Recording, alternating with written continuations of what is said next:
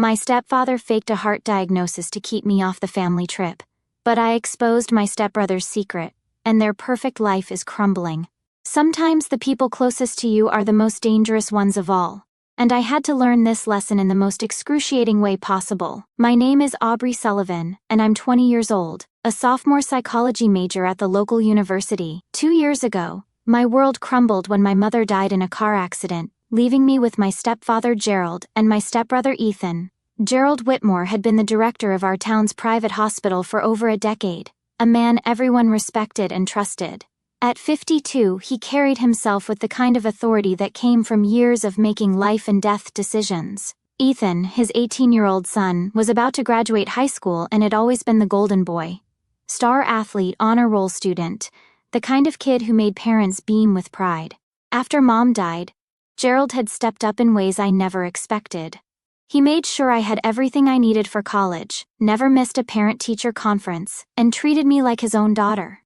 Ethan and I had grown closer too, bonding over our shared grief, and the strange new dynamic of being step-siblings thrust together by tragedy. Our house felt warm again, filled with the kind of easy laughter that had been missing since Mom's funeral. That's why when Gerald announced our family trip to Hawaii, a celebration of Ethan's graduation, I was genuinely excited. We'd been planning it for months. Gerald had booked us a beachfront resort, and Ethan couldn't stop talking about finally learning to surf. It felt like the first real family vacation we'd had since becoming a blended family, and I was looking forward to making new memories together. But about 3 weeks before the trip, Gerald started acting strange. He'd watch me carefully during dinner, asking odd questions about whether I'd been feeling tired lately, if I'd experienced any chest pains or shortness of breath. When I assured him I felt perfectly fine, he'd get this worried crease between his eyebrows and insist that stress from school might be affecting me more than I realized. "You know, Aubrey," he'd say, cutting his steak with deliberate precision, "young people often ignore warning signs. At the hospital, I see too many cases where someone your age dismissed symptoms until it was almost too late." I thought it was sweet, if a bit overprotective. After all, Gerald had seen enough medical emergencies to make anyone paranoid about health issues. When he suggested I get a quick checkup just to be safe before our trip, I agreed without hesitation. What harm could it do? The appointment was scheduled for a Tuesday morning, just 5 days before our flight. Gerald personally drove me to the hospital, which struck me as unusual since he was always so busy with administrative duties. He walked me to the cardiology department himself, introducing me to Dr. Thompson, a tall, thin man with graying hair who seemed nervous and avoided eye contact. The examination felt rushed. Dr. Thompson barely spoke to me directly, addressing most of his comments to Gerald instead. He ran an EKG, took some blood, and told me the results would be ready in a few days. Something about the whole interaction felt off, but I couldn't put my finger on what exactly bothered me. Gerald seemed unusually tense during the drive home, drumming his fingers on the steering wheel at red lights and asking repeatedly if I felt okay. When I mentioned that Dr. Thompson seemed a bit odd, Gerald quickly dismissed my concerns, saying the doctor was simply thorough and professional. "He's one of the best cardiologists in the state," Gerald assured me.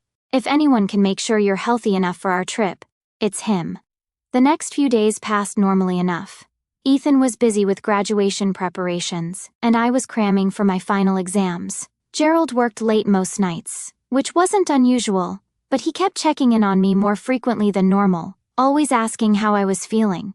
Then came Friday morning, the day before our Saturday flight to Hawaii. I was upstairs packing my suitcase, carefully folding the new sundresses I'd bought for the trip, when I heard Gerald calling my name from downstairs. His tone was serious, the kind of voice he used when delivering bad news to families at the hospital. My stomach dropped even before I made it to the living room. Gerald was sitting at his desk, a manila folder open in front of him. Ethan was there too, perched on the edge of the couch with an expression I couldn't quite read. Worried, but also something else. Something that looked almost like guilt. "Aubrey, honey, please sit down," Gerald said, gesturing to the chair across from his desk. "I'm afraid we need to talk about your test results." My heart started racing, the way he was looking at me, the formal tone in his voice. This wasn't going to be good news. "What is it?" I asked, my voice smaller than I intended. Gerald picked up a piece of paper from the folder, studying it with the grave expression he probably wore when reviewing patient charts. Dr. Thompson called this morning with some concerning findings. Your EKG shows signs of cardiac arrhythmia, and your blood work indicates elevated levels of certain enzymes that suggest stress on your heart muscle. The words hit me like a physical blow. Cardiac problems? But I felt fine. I ran 3 miles every other day, climbed stairs without getting winded, never experienced chest pains or any of the symptoms Gerald had been asking about. I don't understand, I said, looking between Gerald and Ethan. I feel completely normal. Are you sure there wasn't some kind of mistake? Gerald's expression softened with what looked like genuine sympathy. I know this is shocking, sweetheart. Sometimes heart conditions in young people are asymptomatic until they become serious. Dr. Thompson is recommending complete rest for the next several weeks. No physical exertion, no travel, no stress. But the trip, I started, feeling tears prick at my eyes. I'm afraid you can't come with us, Gerald said firmly. It would be too dangerous. The altitude changes during the flight alone could trigger a cardiac episode. Dr. Thompson was very clear. Any kind of travel right now could be life-threatening. I stared at the medical report in his hands, trying to process what I was hearing. Everything I'd been looking forward to. The beach, the family time, the chance to finally feel like we were a real family again, was being ripped away because of some heart condition I'd never even suspected. Ethan finally spoke up. Maybe we should postpone the whole trip, he said, but his voice lacked conviction. We could go later in the summer when Aubrey's better. Gerald shook his head. The reservations are non-refundable, and you know how hard it was to coordinate time off from the hospital. Besides, Dr. Thompson says Aubrey needs complete quiet and rest. Having us hovering around the house won't help her recovery. So you're just going to leave me here alone? I asked, unable to keep the hurt out of my voice. Mrs. Henderson from next door has already agreed to check on you daily, Gerald said. And I'll have my phone with me at all times. If there's any emergency, you can reach me immediately. I wanted to argue, to demand a second opinion, to insist that I felt perfectly healthy. But Gerald was a respected medical professional, and Dr. Thompson was supposedly one of the best cardiologists in the state. Who was I, a 20-year-old psychology student, to question their expertise? That night, I lay in bed listening to Gerald and Ethan packing their suitcases in the rooms next to mine. Their muffled conversations and the sound of luggage zippers seemed to emphasize how excluded I was from what should have been our family adventure. I cried myself to sleep, mourning not just the lost vacation, but the feeling that my new family's first real bonding experience would happen without me. Saturday morning came too soon. Gerald knocked on my bedroom door at 5 a.m., already dressed in his travel clothes. We're leaving for the airport now, he said softly. Remember, complete rest. No exertion, no stress. Mrs. Henderson will be by this afternoon to check on you. He kissed my forehead, and for a moment I caught something strange in his expression, not just concern but what looked almost like relief. Before I could analyze it further, he was gone. Ethan appeared in my doorway next, his backpack slung over his shoulder. I'm really sorry you can't come, he said. But he couldn't quite meet my eyes. I'll take lots of pictures for you. Have fun, I managed to say, though the words felt like sandpaper in my throat. And then they were gone, leaving me alone in the house with nothing but doctor's orders to rest, and a growing sense that something about this entire situation was very, very wrong. The first day passed slowly. I spent most of it on the couch, half-heartedly watching Netflix and trying to follow Gerald's instructions to avoid any stress. But my mind kept circling back to the medical appointment, replaying every detail. The more I thought about it, the more questions I had. Why had Dr. Thompson seemed so nervous? Why hadn't he explained the test results to me directly? And most puzzling of all, why did I still feel completely healthy if I supposedly had such a serious heart condition? By Sunday afternoon, my doubts had grown too strong to ignore. I decided to do what any psychology student would do: research. I spent hours online reading about cardiac arrhythmias, enzyme levels, and the symptoms I should be experiencing. Nothing I read matched how I felt. That's when I decided to call the hospital. Mercy General Hospital, Cardiology Department, came the professional voice on the other end. Hi, I'm trying to reach Dr. Thompson, I said, my heart pounding. I'm a patient of his, and I have some questions about my recent test results. There was a pause, I'm sorry, could you repeat the name? Dr. Thompson. Yes, Dr. Thompson in cardiology. Tall, thin, graying hair? Another pause, longer this time. Miss, I've worked in this department for 8 years and we don't have any doctor by that name. Are you sure you have the right hospital? The phone slipped from my hand, clattering onto the coffee table. No Dr. Thompson. But that was impossible. Gerald had introduced us personally, had walked me to his office, had discussed my results with him directly, unless... With shaking hands, I retrieved the medical report Gerald had shown me Friday morning.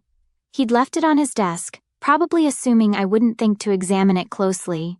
I studied every line, every signature, every official-looking stamp, and that's when I saw it. The signature at the bottom, Dr. Richard Thompson, looked familiar. Not because I'd seen Dr. Thompson sign it, but because I'd seen that handwriting 1,000 times before. On permission slips for school trips, on checks, on birthday cards. It was Gerald's signature. My stepfather, the man I'd trusted to take care of me after my mother died, had faked my medical results to keep me from going on our family vacation. But why? What could possibly motivate him to deceive me so cruelly? I was still staring at the forged signature when I heard a buzzing sound from upstairs. It took me a moment to realize it was coming from Ethan's room. He must have forgotten his iPad in his rush to pack. I climbed the stairs slowly, my mind reeling from what I'd discovered. Ethan's door was slightly ajar, and I could see the tablet on his desk, lit up with notifications. I was just going to turn it off and set it aside for when he returned. But as I reached for the iPad, a message notification popped up on the screen that made my blood run cold. Thanks for keeping quiet about everything. Good thing she didn't come with you guys. The message was from someone named Marcus, and it was sent just an hour ago, which meant it was currently Sunday evening in Hawaii. I stared at the screen, my hands trembling. Keeping quiet about what? And why was it good that I hadn't come? Every instinct told me to put the iPad down and walk away. But I'd already discovered that Gerald had lied to me about something major. If there were more secrets, didn't I have a right to know? I opened the message thread. What I found there destroyed everything I thought I knew about my family. The conversation between Ethan and Marcus went back weeks. At first, the messages seemed innocuous. Just 2 teenage boys talking about school and girls and weekend plans. But as I scrolled further back, the content became increasingly disturbing. Marcus, dude, you seriously recorded her without her knowing? Ethan, it's not that bad. She was just changing clothes. I didn't even mean to get video, I was trying to get her laptop password when she left her room. Marcus, and you posted it online? Are you insane? Ethan, I needed money for graduation stuff. Dad's been cutting my allowance. It's not like anyone we know will see it on those sites. I dropped the iPad, feeling like I was going to be sick. Ethan had recorded me, posted videos of me changing clothes online. My stepbrother, who I'd grown to trust and care about, had violated my privacy in the most disgusting way possible. But the messages continued, and they got worse. Marcus, someone at school saw the video. They recognized her from your Instagram photos. This is going to blow up. Ethan, shit. What do I do? If Dad finds out, he'll kill me if Aubrey finds out. Marcus, you need to tell your dad before someone else does. Ethan, I can't. You don't understand what this could do to his career. He's the hospital director. If it comes out that his son was posting porn online, he could lose everything. Marcus, maybe you should have thought of that before you decided to be a pervert. The next few messages showed Ethan in full panic mode, begging Marcus not to tell anyone, promising to take the videos down, desperately trying to contain the situation. But then, about 2 weeks ago, the tone of the conversation shifted. Ethan, I talked to Dad. He knows everything now. Marcus, holy shit, is he furious? Ethan, actually no. I mean, he was upset, but he's more worried about protecting the family reputation. He says we need to handle this carefully. Marcus, what does that mean? Ethan, he's going to make sure Aubrey doesn't find out. At least not until we figure out how to manage the situation. We're going to take a family trip, just the 2 of us, to discuss our options without her around to complicate things. And then, just a few days ago, Marcus, how are you going to keep her from coming on the trip? Ethan, Dad's got it handled. He's going to tell her she's too sick to travel. Marcus, she's going to believe that? Ethan, Dad's a doctor. She trusts him completely. He's making up some fake medical results. Marcus, dude, that's seriously messed up. Ethan, it's just temporary. Once we figure out how to handle the video situation, we'll tell her everything. Dad thinks maybe we can spin it as identity theft or something. Like someone stole her photos and used them without permission. Marcus and you think she'll buy that, Ethan? She has to. The alternative is Dad losing his job and me going to jail. We don't have a choice. I sank onto Ethan's bed, the iPad clutched in my shaking hands. Everything made sense now. Gerald's sudden concern about my health, the fake Dr. Thompson, the rushed medical exam with a nervous doctor who wouldn't look me in the eye. It had all been an elaborate lie to keep me away from the family trip while they planned how to cover up Ethan's crime. My stepbrother had violated my privacy in the most intimate way possible, profited from it by posting the videos online, and then conspired with Gerald to deceive me rather than face the consequences of his actions. And Gerald, the man who had promised my dying mother that he would take care of me, had chosen to protect his son's reputation over my right to know that explicit videos of me were circulating on the internet. I felt violated, betrayed, and furious all at once, but underneath the anger was a deeper hurt that cut straight to my core. These were the people I had learned to love and trust after losing my mother. I had opened my heart to them, considered them my real family, and they had repaid that trust by treating me like a problem to be managed rather than a person deserving of honesty and respect.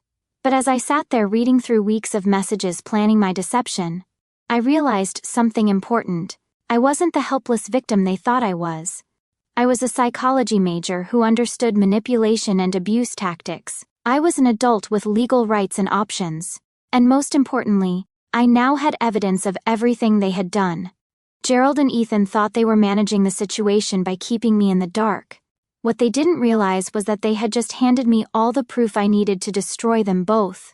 I spent the next several hours methodically documenting everything. I took photos of every message between Ethan and Marcus, focusing especially on the ones where they discussed the fake medical results and their plan to deceive me. I photographed the forged medical report with Gerald's signature.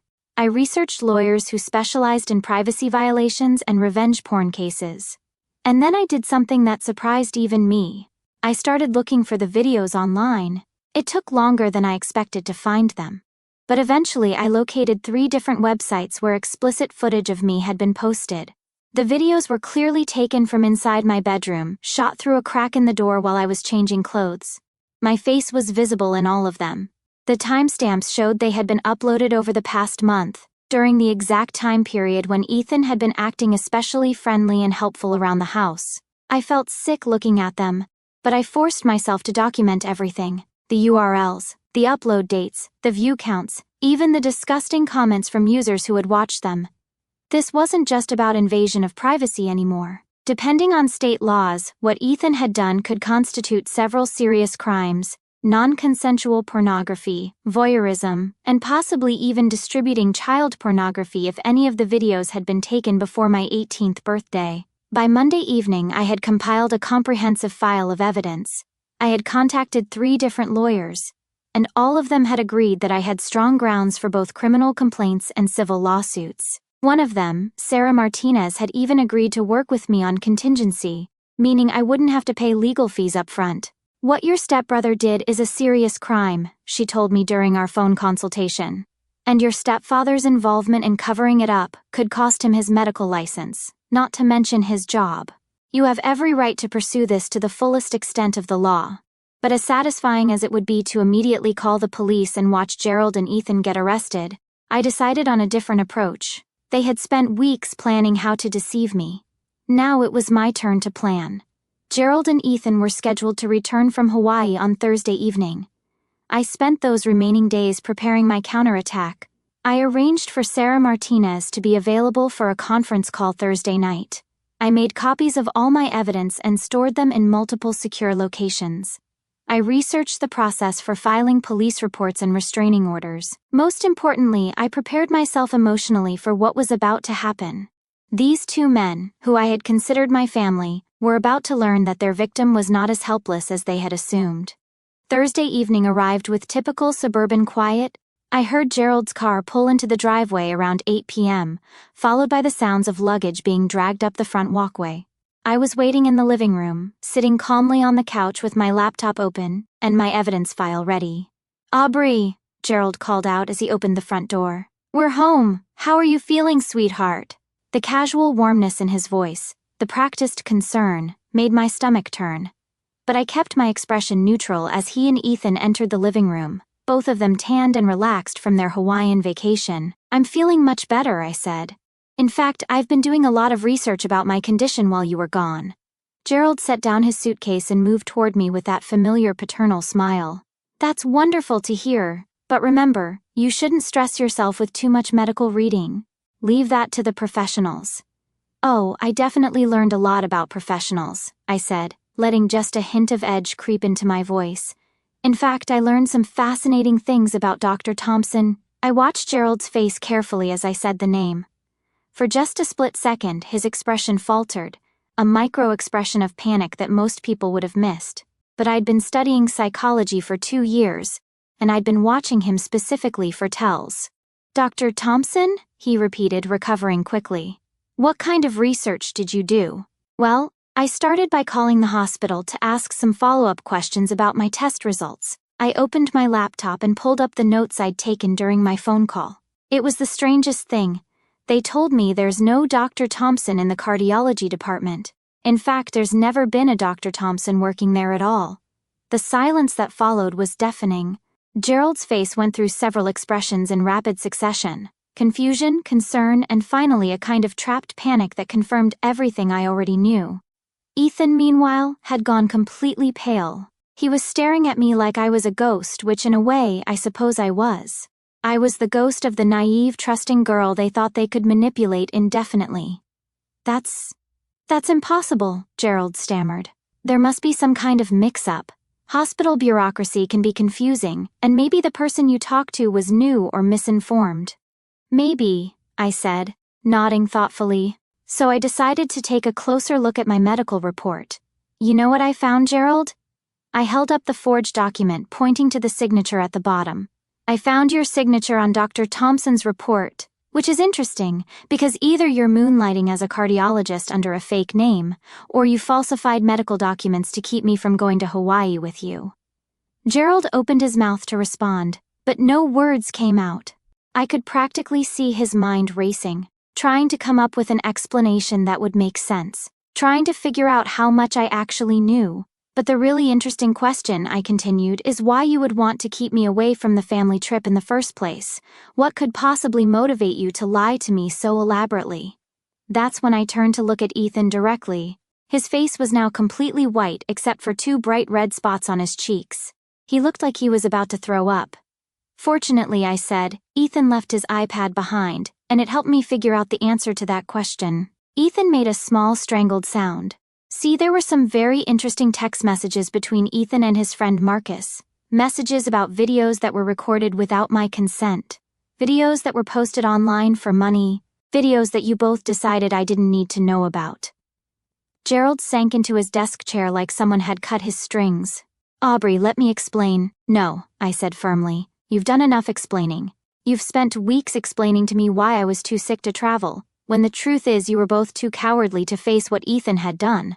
I stood up, pulling out printed copies of the worst text messages and setting them on the coffee table where both of them could see. Ethan recorded me changing clothes in my own bedroom. He posted those videos on pornographic websites to make money. When his friend Marcus threatened to expose him, instead of accepting responsibility, you decided to cover it up by lying to me about fake medical problems. Gerald's face was gray now. "Aubrey, please understand, we were trying to protect..." "Protect who?" I snapped, my careful composure finally cracking. "Protect me? Because learning that explicit videos of me have been online for weeks while everyone around me knew except me. That feels like the opposite of protection." "We were going to tell you," Ethan said desperately. "We just needed time to figure out how to handle it, how to get the videos taken down, how to cover your ass," I finished. "How to make sure this didn't hurt Gerald's precious career or your college prospects. At no point did either of you consider that I might want to know that I was the victim of a crime." I pulled out my phone and set it on the table.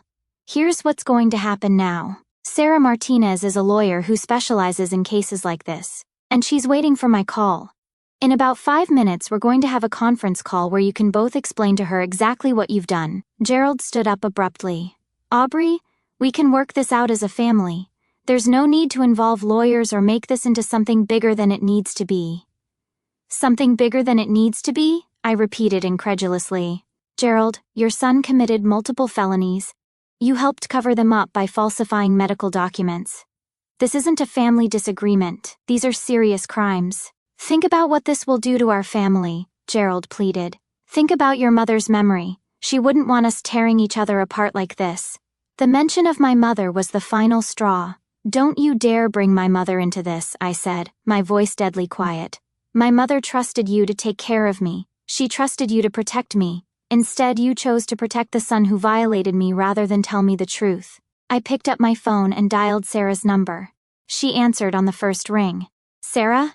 It's Aubrey. They're both here now. Are you ready for that conference call? What followed was one of the most uncomfortable hours of my life, but also one of the most empowering. Sarah walked Gerald and Ethan through exactly what laws had been broken, what charges they could face, and what the consequences might be for their careers and futures. Gerald would likely lose his medical license and his job once the medical board learned about the falsified documents. Ethan was looking at potential felony charges for non-consensual pornography and voyeurism, which could result in jail time and mandatory registration as a sex offender. However, Sarah explained, Aubrey has the right to decide how she wants to proceed. She could file criminal complaints, pursue civil lawsuits, or potentially work out some kind of agreement that ensures the videos are removed and that this never happens again. After Sarah hung up, the three of us sat in silence for several long minutes. Gerald and Ethan both looked like they'd aged years in the past hour. What do you want? Gerald finally asked, his voice barely above a whisper. I looked at both of them. These two men who had been my family, who I had trusted and loved, who had betrayed me in the worst possible way. And I realized something surprising. I didn't want revenge. I didn't want to destroy their lives the way they had tried to destroy my trust. I wanted justice, and I wanted to make sure this never happened to anyone else. Here's what's going to happen, I said. Gerald, you're going to resign from your position at the hospital. You're going to cite personal reasons, and you're going to do it gracefully without admitting to any wrongdoing. But you're never going to work in healthcare again. Gerald nodded numbly. Ethan, you're going to work with Sarah to get every single video removed from every website where it appears. You're going to pay for professional reputation management services to make sure they don't resurface. And you're going to complete community service working with organizations that help victims of sexual crimes. And you're both going to pay for my therapy, my legal fees, and the costs of moving out of this house. Because I will never live under the same roof as either of you ever again. Aubrey, Gerald said, tears in his eyes. I know we messed up, but this is still your home. You're still family. I shook my head. No, Gerald. Family doesn't lie to each other. Family doesn't cover up crimes against each other. Family protects each other, and you chose to protect a criminal instead of protecting me. I stood up and headed toward the stairs. I'll be staying at a hotel tonight. Sarah will be in touch about the legal details of our agreement. And if either of you ever tries to contact me again, I'll file those criminal charges without hesitation. 3 months later, I was settled in a small apartment across town, paid for with the settlement money from Gerald and Ethan. Gerald had indeed resigned from the hospital, citing family health issues as his reason for leaving. Ethan had managed to avoid criminal charges by complying with every aspect of our agreement. But the stress of the situation had caused him to defer college for a year. I changed my major from general psychology to forensic psychology, with a focus on helping victims of sexual crimes. Something about my experience had shown me how important it was for people to have advocates who understood both the legal and psychological aspects of these cases. The videos were all removed from the internet, and the reputation management company Sarah recommended had done an excellent job ensuring they couldn't be easily found or redistributed. I still had moments of anxiety wondering if they would resurface someday, but I had learned to focus on what I could control rather than what I couldn't. The hardest part wasn't the legal proceedings or even the violation of privacy. The hardest part was grieving the loss of the family I thought I had. I had genuinely loved Gerald and Ethan, had considered them my real family after losing my mother. Learning that they were capable of such betrayal forced me to rebuild my entire understanding of trust and relationships. But in a strange way, the experience also taught me something valuable about my own strength. For most of my life, I had seen myself as someone who needed protection, who relied on others to take care of me. Discovering that I could not only survive being betrayed by the people closest to me, but actually fight back and win, showed me a side of myself I never knew existed. I also learned to recognize the difference between people who genuinely care about your well-being and people who only care about managing their own problems. Real family, whether biological or chosen, doesn't lie to you to spare themselves discomfort. Real family doesn't prioritize reputation over your right to know when you've been victimized. The last I heard, Gerald was working as a consultant for medical equipment companies, making a fraction of what he used to earn. Ethan had enrolled in community college and was still doing his court-mandated community service. I felt no satisfaction in their struggles, but I also felt no regret about the consequences they faced. Sometimes people ask me if I ever miss having a family, if I regret cutting ties with Gerald and Ethan completely. The answer is complicated. I miss the family I thought I had, the warm, supportive, protective family that existed in my mind before I learned the truth. But I don't miss the actual relationship we had, which was built on lies and manipulation. I've learned that being alone is infinitely better than being with people who see you as a problem to be managed rather than a person to be respected. I've learned that the people who truly love you will tell you hard truths even when it's uncomfortable, rather than constructing elaborate lies to avoid dealing with reality. Most importantly, I've learned that I don't need anyone to protect me or take care of me. I'm perfectly capable of protecting myself, making my own decisions, and fighting my own battles when necessary. Sometimes the people closest to you are the most dangerous ones of all. But sometimes surviving that danger teaches you just how strong you really are. In the end, I realized that the family I was mourning, the loving, honest, supportive family, had never actually existed. It was a fantasy I had created to fill the hole left by my mother's death. Gerald and Ethan had never been the people I thought they were. I had simply projected my desperate need for family onto two people who were fundamentally incapable of providing the love and honesty I deserved. The real tragedy wasn't that I lost my family. The real tragedy was that I had spent 2 years grateful for scraps of affection from people who saw me as an inconvenience to be managed rather than a person to be cherished. But there's something liberating about hitting rock bottom and discovering you can survive it. There's power in realizing that the worst thing you can imagine, being completely alone, is actually not that bad when the alternative is being surrounded by people who don't truly care about you. I'm 21 now, living independently, excelling in my studies, and building genuine friendships with people who value honesty and integrity. I have a mentor in Sarah Martinez, who helped me see that surviving victimization doesn't make you weak. Fighting back makes you strong. Sometimes I wonder what would have happened if I had never found that iPad. If I had never discovered the truth about the fake medical report. Would Gerald and Ethan have eventually told me about the videos? Would they have continued lying to me indefinitely, treating me like a child who couldn't handle the truth about her own life? I suspect I know the answer. They would have continued the deception as long as it served their interests. They would have kept me in the dark, made decisions about my life without my input, and justified it all by claiming they were protecting me. And I would have remained grateful for their protection, never knowing that I was actually their prisoner. The saddest part is that they probably convinced themselves they were doing the right thing. Gerald likely told himself he was preserving family harmony and protecting his son's future. Ethan probably believed he was just a kid who made a mistake and deserved a chance to fix it without consequences. But good intentions don't excuse harmful actions. Love doesn't justify lies. And protecting someone's reputation should never take priority over protecting someone's right to make informed decisions about their own life. I think about my mother sometimes, and what she would say about everything that happened. I used to worry that she would be disappointed in me for tearing apart the family she had tried to create by marrying Gerald.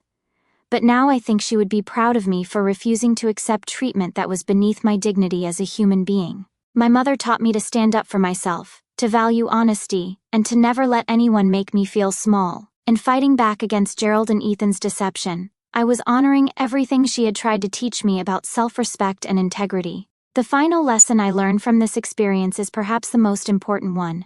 You teach people how to treat you by what you're willing to accept. For too long I had been grateful for any scraps of affection from people who saw me as a burden rather than a blessing. Now I know better. Now I know that I deserve relationships built on honesty, respect, and genuine care. I deserve to be told the truth, even when it's difficult. I deserve to have my autonomy respected, even when it's inconvenient for others. Most importantly, I learned that sometimes the people who claim to be protecting you are actually the ones you need protection from the most. And sometimes the scariest thing, standing completely alone, turns out to be the most liberating experience of your life. I may have lost the family I thought I had, but I found something more valuable. I found myself, and I'll never let anyone take that away from me again.